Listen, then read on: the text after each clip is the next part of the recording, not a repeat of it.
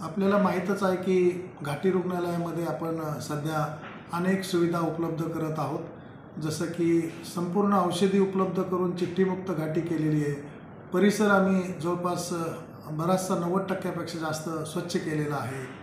त्याचप्रमाणे या ठिकाणी दुपारची ओपीडी सुरू केली, पोस्टमार्टम सुरू केलेलं आहे, रात्रीचं पेन क्लिनिक सुरू केलं। त्याचप्रमाणे आता जो नेत्ररोग विभाग आहे ज्यामध्ये आपल्याला अंधत्वाचे जे काही रुग्ण असतात किंवा ज्याच्यामध्ये मोतीबिंदू असेल, ग्लॉकोमा असेल किंवा ज्याला पोस्टेरियर सेगमेंट म्हणतो डोळा, ज्याच्यामध्ये डायबिटीस असेल किंवा ब्लड प्रेशर वाढल्यानंतर जे डोळ्याच्या मागच्या बाजूला जे काही बदल होतात, चेंजेस होतात, तर त्यावर तपासण्या करणं, त्यावर उपचार करणं अत्यंत गरजेचं होतं। परंतु त्यासाठी आवश्यक असलेली यंत्रसामुग्री आपल्याकडं कमी प्रमाणात उपलब्ध होती, जुनी होती।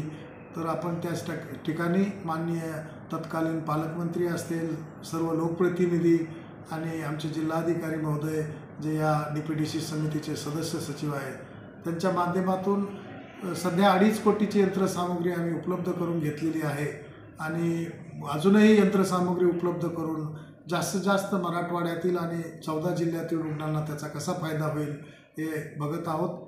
त्या नेत्ररोग विभागाचं आणि त्यांच्या विभाग प्रमुख डॉक्टर अर्चना वरे पाटील मॅडम यांचंही मनापासून अभिनंदन करतो आणि नागरिकांना खात्री देतो की एक चांगल्या दर्जेदार आणि डोळ्यावर संपूर्ण उपचार होतील अशा रुग्णसेवा आम्ही या ठिकाणी देणार आहोत।